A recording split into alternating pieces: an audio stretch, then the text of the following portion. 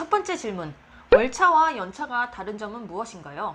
두 번째 질문, 우리 사업장은 1년이 넘으면 월차 안 준다는데 맞는 건가요? 세 번째 질문, 월차가 없어졌다는데 맞나요? 이 질문에 대한 답변이 궁금하시다면 영상을 끝까지 봐주세요. 안녕하세요. 노동법의 정석 임놈 고놈입니다. 네, 앞서서 이 월차와 관련된 여러분들이 궁금해하실 만한 질문들을 한번 나열을 해봤는데요.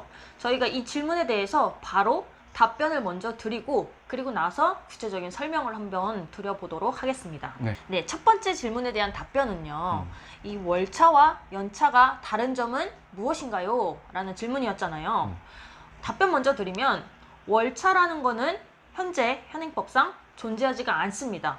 그러니까 삭제가 되었다라는 거죠. 그러니까 월차는 없고 연차는 있다. 이게 다른 점이라고도 볼 수 있겠는데요. 여러분들이 계속 월차, 연차 이렇게 구분을 해서 사용을 하시는데 월차라는 거는 법에 없는 용어입니다. 그러니까 월차는 삭제가 된 거죠.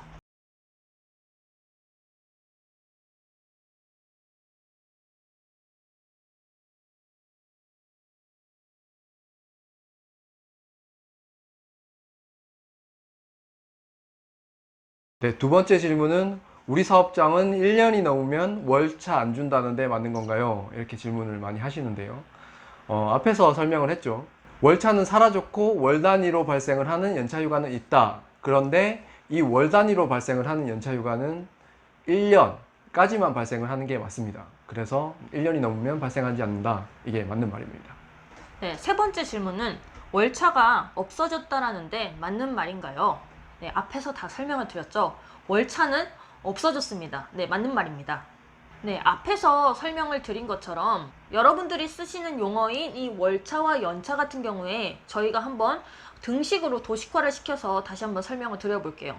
이 월차라는 거는 이퀄 는이죠. 월 단위로 발생하는 연차휴가입니다. 그리고 연차라는 거는 이퀄 연 단위로 발생하는 연차휴가인데요. 지금 월차는 법에서 사라진 조항이기 때문에 저희가 이 용어는 계속 쓰지 않도록 하겠습니다.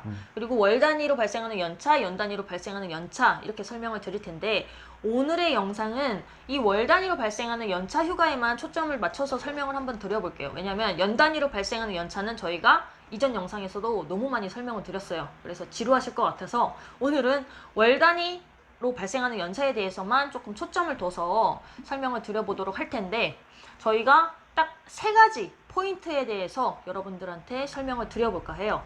이 세 가지 포인트는 우선 첫 번째로는 발생 기간입니다. 월 단위 연차휴가의 발생 기간. 그다음에 두 번째로는 발생 주기와 요건에 대해서 설명을 드릴 거고요. 세 번째로는 사용 기한과 미사용 수당에 대해서 설명을 드려볼 텐데 지금 제가 이제 세 가지 포인트라고 하면서 말씀을 드린 이 용어가 법률 용어이기 때문에 어려워요. 와닿지가 않는 용어죠. 그래서 저희가 조금 쉽게 설명을 드려볼까 하는데 집중을 해서 끝까지 봐주시기를 바랍니다.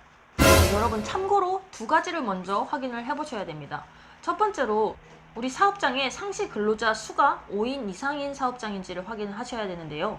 4인 이하 사업장 같은 경우에는 연차휴가 지급 의무가 없기 때문에 연차휴가를 주지 않아도 지급하지 않아도 법적으로 문제되는 것이 없습니다. 그 다음에 두 번째로 확인을 하셔야 되는 것이 나의 주간 소정 근로시간인데요. 초단시간 근로자 같은 경우에는 연차휴가를 지급받을 수가 없는데 초단시간 근로자는 주 15시간 미만으로 일하는 근로자입니다. 그렇기 때문에 주 15시간 내가 이상 일을 해야 연차휴가를 지급받을 수 있다라는 점, 이 두 가지를 확인을 먼저 꼭 해보시기를 바랍니다. 네, 그러면 저희가 앞에서 말씀드린 세 가지를 알아야 된다. 그 첫 번째 포인트인 발생 기간. 네, 언제까지 이 월 단위의 연차휴가가 발생하느냐 이거를 설명을 드리면요. 여러분들이 회사에 입사를 하잖아요. 그 입사를 한 날로부터 1년까지만 발생을 한다. 그래서 1년이 넘어가면 이 월 단위 연차휴가는 더 이상 발생을 안 한다. 이렇게 보시면 되겠습니다.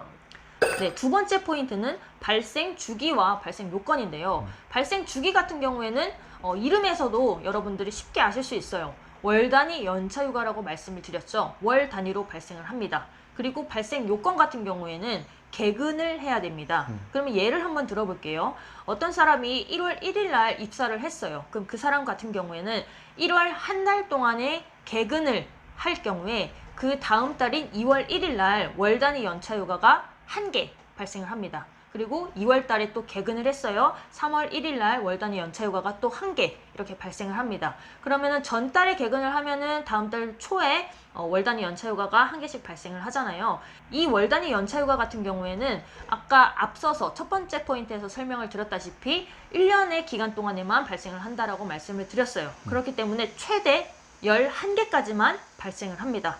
왜냐면 12월 달에 만약에 여러분들이 개근을 했어요. 1월 1일 날 월 단위 연차휴가가 발생을 해야 되는데 이 월 단위 연차휴가는 1년의 기간 동안에만 발생을 한다라고 했죠. 1월 1일이면은 1년이 넘어가는 기간입니다. 그렇기 때문에 그때는 발생을 안 하고 그때부터는 이제 연 단위 연차휴가가 발생을 하기 때문에 월 단위 연차휴가는 최대가 11개다. 네. 그리고 세 번째인 이 사용 기한과 미사용 수당 이 부분에 대해서 말씀드리면요. 1월에 입사한 신입사원은 2월 1일에 하나 발생을 한다고 했죠. 그리고 3월 1일에 발생을 하고 4월 1일에 발생을 하는데 이 각각 발생 시점으로부터 각각 1년간 사용이 가능합니다. 그래서 그 한 개당 전부 다 사용 기한이 다르다는 거죠.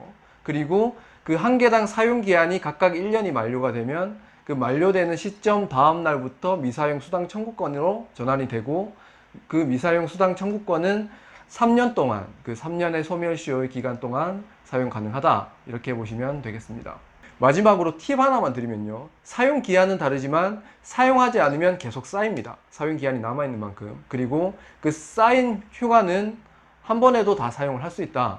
이렇게도 사용이 가능합니다. 네, 여러분 월 단위 연차휴가 다 잘 아셨죠? 오늘도 유익한 영상이 되셨기를 바랍니다. 감사합니다.